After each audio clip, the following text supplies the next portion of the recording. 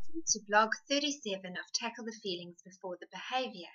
And today's blog is called Needing Control is a Big Part of the Core Emotion Fear. And this is something that has been coming up a lot, especially in the work that I do with families, in that I work with a lot of younger kids under 5 and their families, and a lot of bad behaviors like tantrums and all of that, which is actually very normal. Those are the kinds of things I start working with families, and we often have the discussion around fear. And fear is one of the big core emotions, and so we have a lot of ways in which we view fear.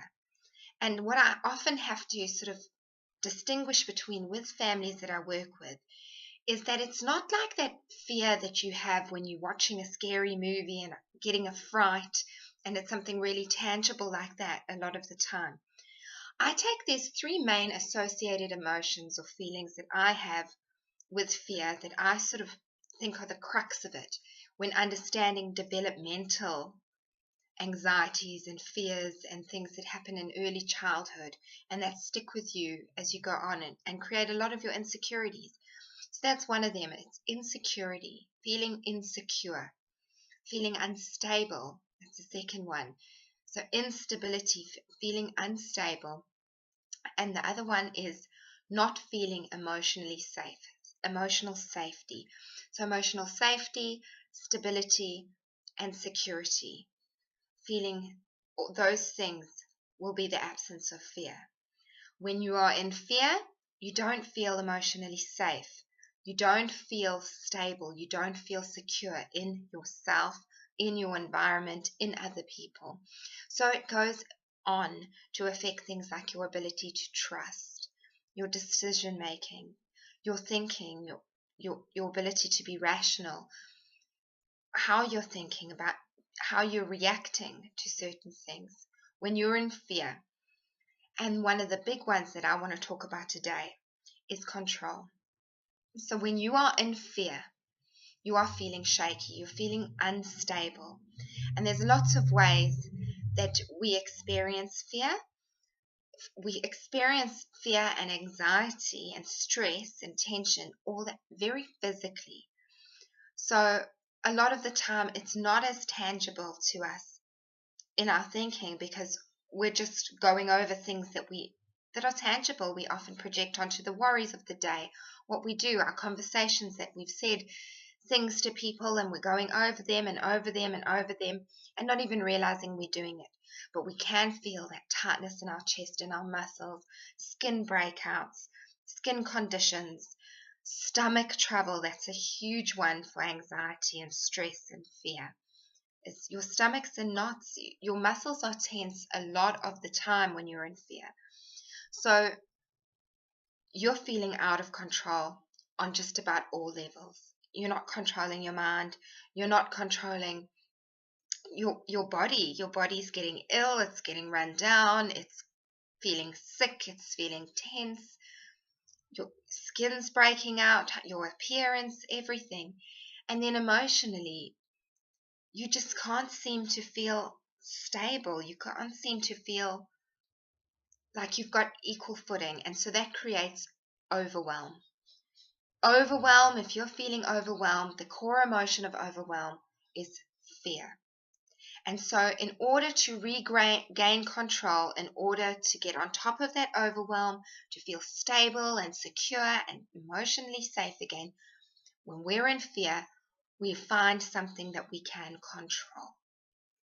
And this is going to differ between your people who have different cultural beliefs and norms and values in the home, different personality types, different resources that you have available to you, whatever the case may be. Some people will develop an overt need to want the environment really clean and symmetrical and a bit obsessive, and it doesn't need to be obsessive compulsive disorder, but a lot of people like things in their place and need to know where everything is. I'm a bit like that. You can also want to control your eating. And this is where you'll see a lot of eating disorders and things like that, that need for control, feeling insecure about yourself, about your situation, lack of trust, lack of safety, need to control. You'll see in little kids and even adults that being bossy, being controlling, actual controlling behaviors with other people. So we work really hard at trying to make everyone fit into this mold. We get really reactive and we get really upset if things don't go our way. Change. We try to eliminate changes. We try to prevent things happening. We try to keep traditions alive. We hold on to things that make us feel more in control.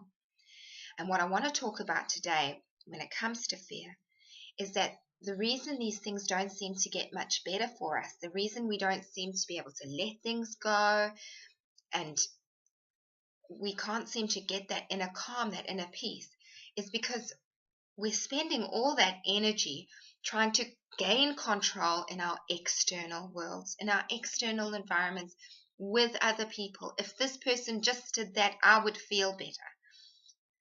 You should feel calm regardless of what is happening around you, unless, of course, your survival is in immediate danger. There's no reason for you to be worried about so many things, about things that are so out of your control. It's not normal for you. It's not a normal state of being for you to be in this state of fear, to be in this state of instability, insecurity, jealousy, all of that, needing other people to provide something so that you can feel emotionally safe. So you want to control that. Maybe your way of controlling something is not letting yourself fall too much into something. So you quit before you enjoy it. You break up with people before you feel too much. You say no before you've tried it. Things like that. Control comes in many different ways, shapes, and forms. With children, they need to control the situation in many different ways. You'll have bossy behavior. You'll get them needing their security blankets, or needing their toys a certain way, or eating out of a certain colored bowl or cup, or rituals that you have. Those things are not unhealthy. It's not unhealthy to have fear. All children will have fear. You all start out with fear. We all do. Because we are so incredibly dependent on our parents. We're so incredibly dependent on our caregivers. And so if we don't have that brain development to know that the parents will come back in the room again, that when I can't see them, they're still around, babies don't even have that. So you think if someone's not with you, you're alone. You know that instinctively, if you're alone, you will die. So there's fear and anxiety that comes up with us from infancy, from the minute we're born. And it's about teaching children, or teaching yourself, how to attend to that fear, what you need. And the answers lie within. To look at your coping mechanisms, how to soothe yourself, how to create safety inside yourself, how to bring yourself calm, not expect that through other people. Mindfulness is a really powerful tool here. Meditation, breathing, counting, grounding yourself, being in the present. Being mindful is being present, focused. Bringing your attention to your 5 senses, checking in how you feel, checking in your surroundings, what's around you, taking deep breaths, finding that inner calm to help you let it go. There are many different things you can do. Exercise is really great. Your diet, talking, writing in journal, creative expression, all different things that you can do for yourself to create inner calm. And all of that requires taking some time to tune in, listening to what you need, what feels good, and to feel more in control inside of you. Don't try and change everything on the external. Change always starts within. And fear is so pivotal. Fear is an epidemic in our society. Fear leads to people wanting power. Fear leads to people acting in really atrocious ways because they're scared. They're insecure within themselves. They're jealous. They feel a lacking. Fear and shame go hand in hand a lot of the time. Fear and anger go hand in hand a lot of the time. So it's about getting to know your fear, how you experience it, not being ashamed to say you have fear. We all have it. That's the core emotion. The emotions associated: instability, lack of safety, insecurity. So I hope that's been helpful. Have a great week. Bye.